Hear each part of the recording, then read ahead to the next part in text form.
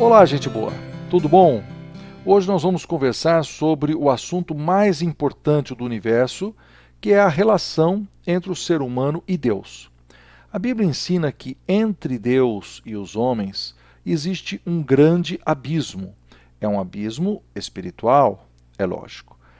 Agora, a Bíblia usa algumas palavras específicas para descrever essa relação. Em Efésios, que é um livro da Bíblia escrito pelo apóstolo Paulo, ele diz que o homem, em primeiro lugar, ele é morto. Ele diz assim: Ele vos deu vida, estando vós mortos em vossos delitos e pecados. Ué, isso é meio complicado de entender, né? Porque, como assim o homem é morto?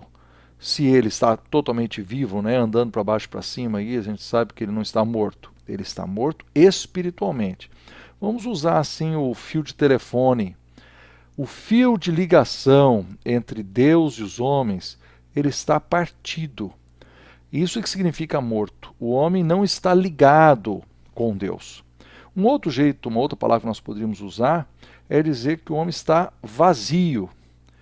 Ele não tem Deus dentro dele. Eu vou desenhar aqui o homem segurando um cestinho para mostrar que ele está vazio. Tem um vazio, né, que é do tamanho de Deus também. E esse vazio precisa ser preenchido de alguma forma, nós vamos entender daqui um pouco. O texto continua dizendo que este homem, ele anda segundo o curso do mundo. O que é o curso? Não é curso de faculdade, é curso no sentido de rio, de corredeira. Ele está dizendo que esse curso do mundo vai de acordo com Satanás, o espírito da potestade do ar que atua nos filhos da desobediência. Então nós vamos desenhar aqui um S bem grande e vamos desenhar um globo aqui para entender o seguinte, que Satanás, ele tem uma influência enorme, gente, em toda a nossa sociedade. E ele tem uma influência muito grande nas nossas cabeças. É isso que faz esse curso do mundo, esse jeito do mundo atuar, faz a nossa cabeça. Por isso que o ser humano, nós podemos dizer também que ele é programado. Agora, se a gente parasse o estudo aqui, a impressão que dá é que o ser humano é uma vítima, né? Coitado, ele é morto, vazio e programado por Satanás, pelo mundanismo. Ué, mas a Bíblia continua. Ela diz que nós andamos nesse mundo segundo as inclinações. Eu vou reforçar aqui as costas desse menino para dizer o seguinte, que esse homem também, ele é inclinado. Ele é inclinado, ele escolhe às vezes fazer as coisas erradas, né? Ele, por causa dessa inclinação ao mal. Ainda nós estamos achando que ele é uma vítima, mas aí vem essa sabedoria da Bíblia, né?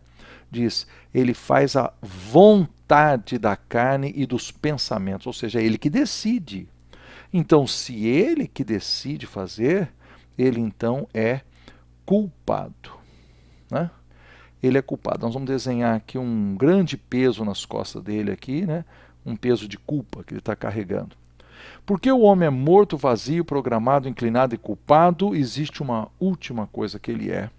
Diz a Bíblia que ele é então um filho da ira de Deus. A ira de Deus está sobre ele. Ele então é também um ser condenado. Condenado por causa de todo o seu pecado. Esse é o problema do ser humano. Mas Deus, vamos escrever a palavra aqui, vai? Ele é condenado. A ira de Deus está sobre ele.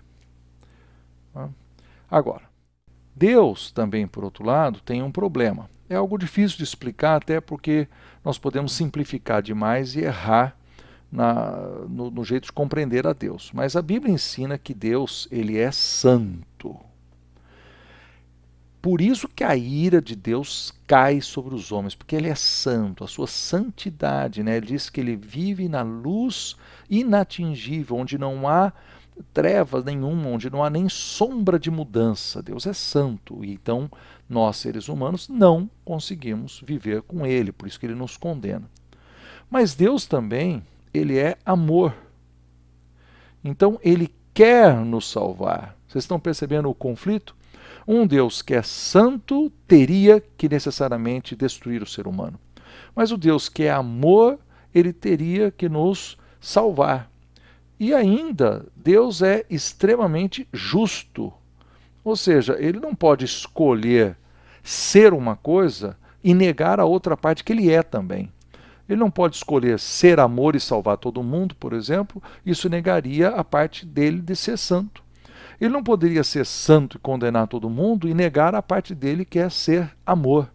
Como é que Deus vai resolver isso? Nós vamos descobrir daqui um pouco. Mas o ser humano tem um jeitão, na tentativa que ele faz, para atravessar o abismo. Uma tábua que o ser humano prega aqui para atravessar o abismo é chamado de religião. Ele pensa assim, se eu for na igreja na Páscoa e no Natal, ou se eu for todos os domingos, se eu fizer um pouco mais de orações, eu acho que eu consigo atravessar para o outro lado, né? Só que ele não tem certeza, né? Ele não tem certeza. Agora, outra coisa que eles fazem, né, nós fazemos como seres humanos, é o quê? Nós fazemos boas obras. Ninguém é contra boas obras, fazer boas obras é ótimo, mas é uma tábua curta. Né? Por mais que eu faça, eu não consigo eliminar essa lista de coisas que eu sou aqui. Eu sou morto, sou vazio, sou programado, inclinado, culpado, condenado. Posso fazer as boas obras que eu quiser, eu ainda sou tudo isso. Alguns seres humanos, eles usam uma outra tábua chamada negação. Eles dizem, não, isso é bobagem, esquece. Isso é coisa da Bíblia, isso nem deve ser verdade. Então eles negam. Todas essas são tábuas curtas que não atravessam o abismo. Então, o que diz o versículo 4 lá de Efésios capítulo 2? Mas Deus, olha que fantástico, Deus então vai fazer alguma coisa. Diz Deus, por causa do seu grande amor com que ele nos amou, sendo rico, né, em misericórdia, ele nos deu vida. Ele nos deu vida. Está vendo? Nós estamos mortos, nossos delitos e pecados. Ele nos deu vida. E aí diz, então é pela graça que nós somos salvos. Ou seja, um ato de Deus, de gratuidade dele, dizendo, eu vou fazer alguma coisa por você. Continua ainda o texto. Diz que ele nos ressuscitou. Ou seja, quando Jesus foi ressuscitado, então ele também nos ressuscitou com Cristo, nos tirou daquela morte para uma nova vida. É mais ainda. Diz que ele nos faz assentar em lugares celestiais. Ou seja, nós somos verdadeiros filhos em torno da mesa, sentados com ele. E ele então, por causa dessa bondade enorme, ele fez o quê?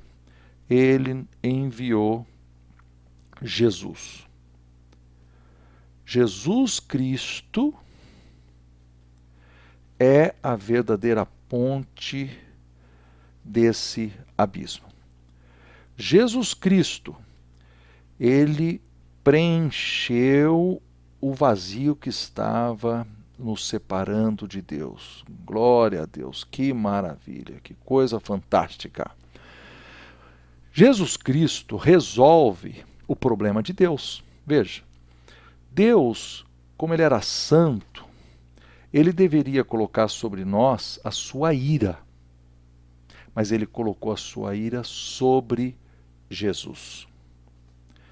Como ele é amor, Jesus então foi a demonstração do seu amor, porque é ele que veio encontrar conosco na nossa necessidade. E ao fazer isso, ele foi absolutamente justo.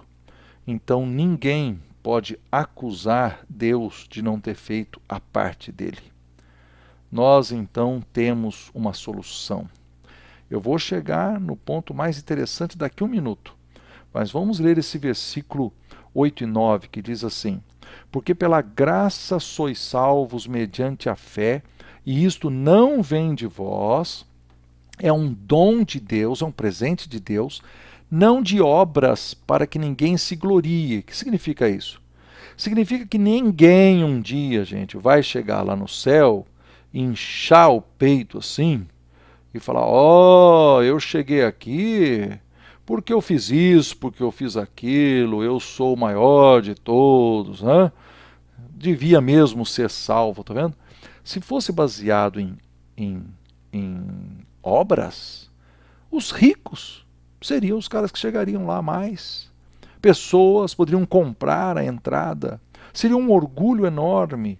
Então a Bíblia claramente diz: não por obras, para que ninguém se glorie. O ser humano não vai estar no céu baseado em obras. Então vamos voltar. Como é que ele faz então? Diz: pela graça sois salvos, diz o texto, mediante a fé. Fé é uma coisa mal compreendida. Muita gente fala assim: não, eu tenho fé. Fé é acreditar. Não, não é só isso. Vou explicar para vocês. Fé é uma soma de três coisas. Primeiro, você precisa saber alguma coisa.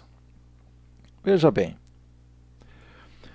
você tem fé em alguma coisa que você conhece. Você não tem fé na fé. Tem gente que tem fé na fé. Fala assim: não, eu estou crendo. Faz aquele esforço para crer. Mas para quem crê em quê? Você precisa primeiro saber. Tudo isso que eu acabei de falar para você, precisa saber, conhecer. Esse é o Evangelho. Agora, a segunda coisa que você precisa fazer é concordar. Porque tem gente que fala assim: ah, eu entendi a explicação, mas eu não concordo. Eu não acho que é assim. Bom, então se você não acha que é assim, você não está entendendo o que Deus está ensinando. Agora tem gente que sabe, que concorda, mas ele não toma o último passo. O último passo é submeter. A submissão, a entrega total. É a pessoa que diz assim: eu pertenço a Jesus de agora em diante porque ele fez tudo por mim. Esse é o ponto principal, queridos. Esse é o ponto principal. É aqui que a fé vira fé de verdade. É quando você conhece, concorda e toma o último passo, que é se submeter a Jesus. Então, qual é o nome desse desenho que nós fizemos aqui? O nome é abismo. Por quê? Porque existe um grande abismo, mas é um abismo o quê? Ligado. Por quê? Porque Deus ligou. Vocês não acham isso fantástico? Então nós entendemos que a nossa situação era miserável. Nós éramos mortos, estamos mortos, vazios de Deus, programados, influenciados por Satanás, pelos demônios, inclinados na nossa carnalidade. Somos culpados porque fazemos as decisões que estão na nossa cabeça, nós escolhemos fazer errados. E por isso nós somos condenados e merecemos a ira de Deus, porque Deus é um Deus santo. Né?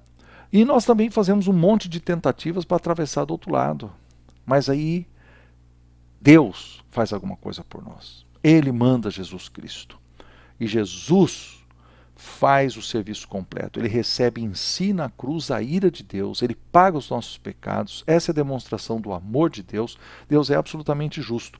Qual é a minha resposta? A minha resposta é que eu preciso me submeter totalmente. A Bíblia chama isso de fé. Fé, então, não é apenas aquela crença assim: ah, eu acredito em Deus, eu acho Deus legal, né? Eu até de vez em quando vou na igreja. Não, não. Fé é uma entrega total. Fé é a submissão total. Eu seguirei a Cristo.